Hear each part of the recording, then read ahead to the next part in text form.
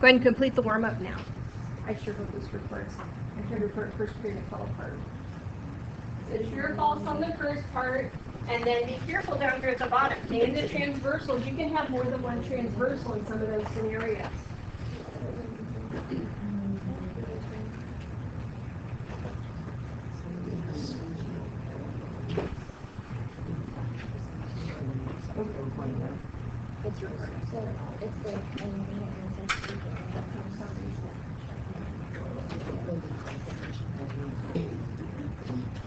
Any questions on the first four?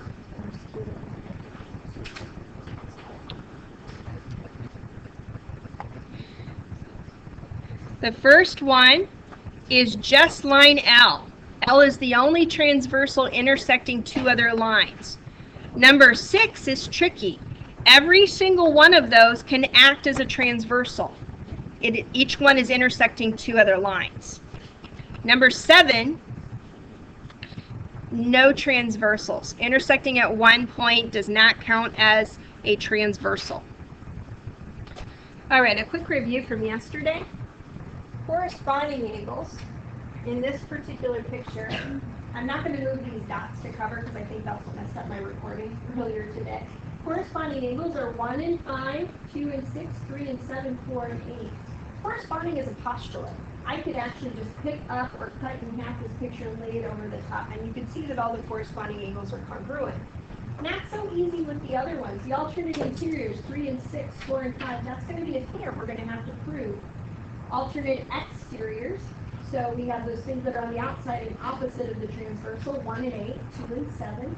That's a theorem we'll have to prove.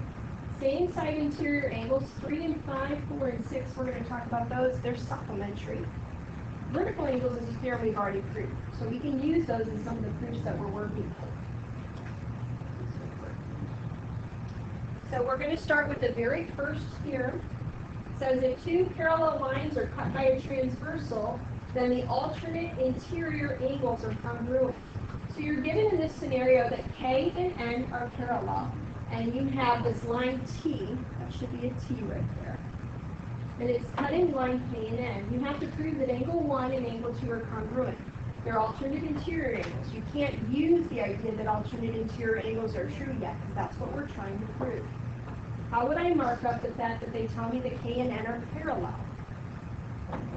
You're going to add in an arrow marking on each one to indicate they're parallel. This is a pretty short proof. You're allowed to use vertical angles. You're also allowed to use corresponding, because we know that corresponding angles are just a postulate. Those are congruent. You're also allowed to use any straight angles. So what I want you to do with your partner is talk about a plan. Where do you think you can go to get 1 and 2 congruent to each other? You can also use angle 3. So we're going to first mark our givens down, that we have the parallels, and the transversal T is cutting K and N. Additionally, we can say something about vertical angles, and we could say something about corresponding angles. So when I look at this picture, angle 1 and angle 3 are vertical, and 2 and 3 are corresponding. So those are two things I can say, and it doesn't matter which order you put them in. So I started with angle 2 being congruent to angle 3, so you can mark that in your picture.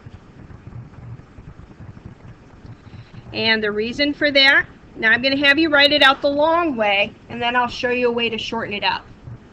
If two parallel lines are cut by a transversal, the corresponding angles are congruent. Okay, so the third scenario we're going to talk about is the verticals.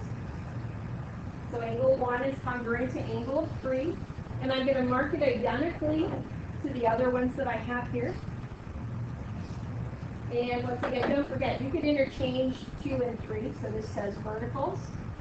Vertical angles are congruent. So now from here, we can go right into angle 1 being congruent to angle 2. And what's the reason for that? You can do transitive. Transitive's a little stronger than substitution, but if you did use substitution, I would still give you credit. Questions on that? So we're going to prove another one here. So now you're allowed to use that theorem. You can use the alternate interiors now. You may need it to prove this one. If two parallel lines are cut by a transversal, the same side interior angles are supplementary.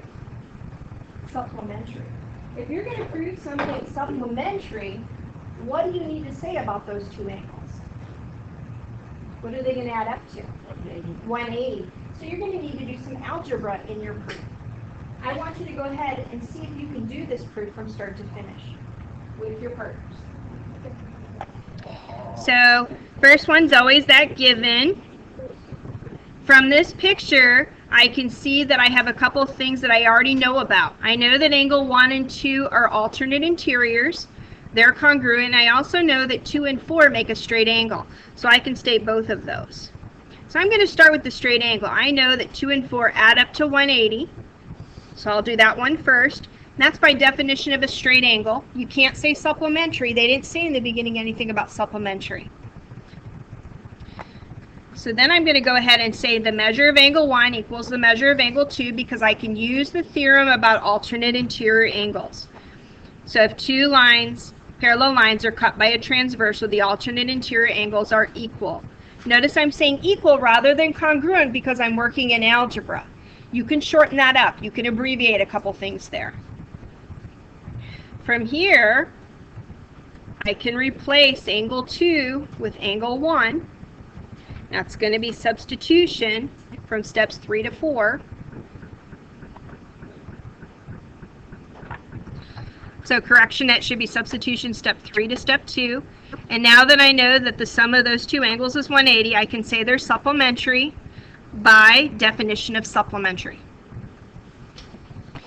So this proof you're going to do as part of your homework tonight.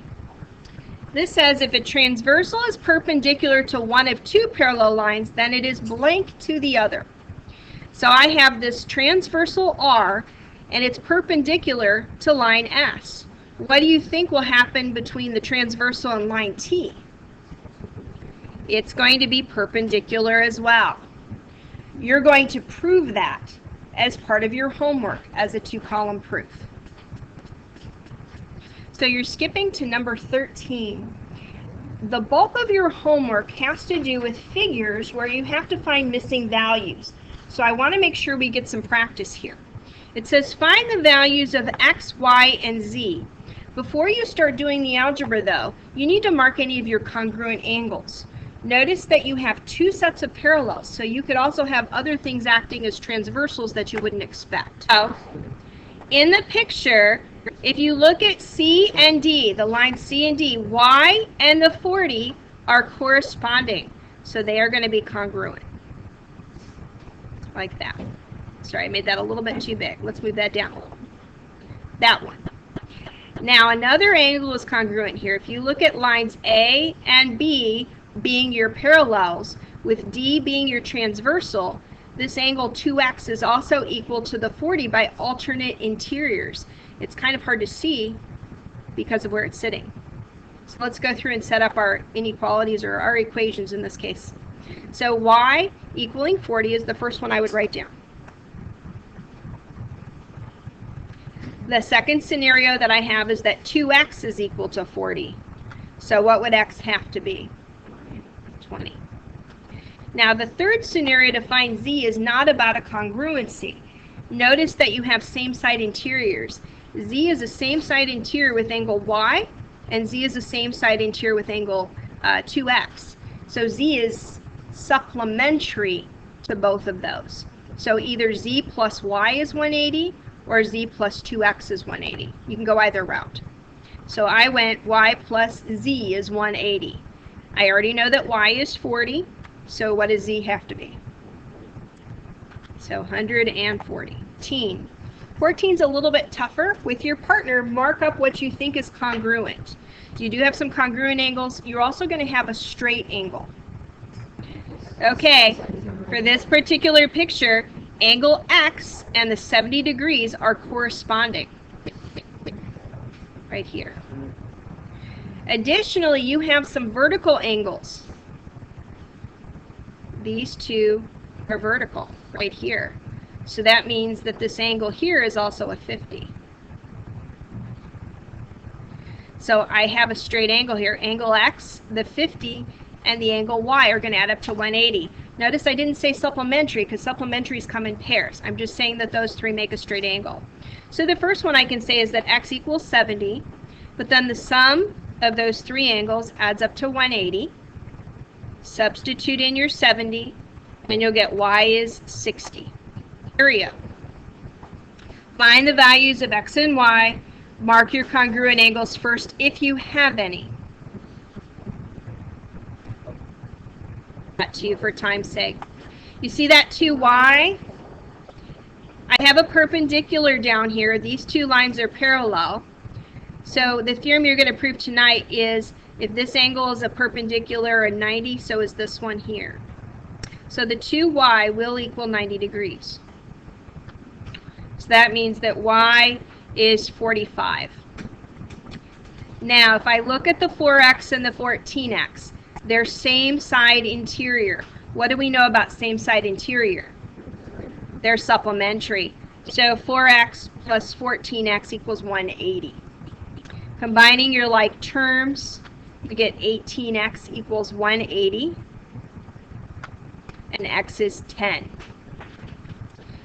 A quick question before the bell rings. Are 14X and the 2Y, are they supplementary? They are not, because they are not between parallel lines. They're not between parallels. There's your homework.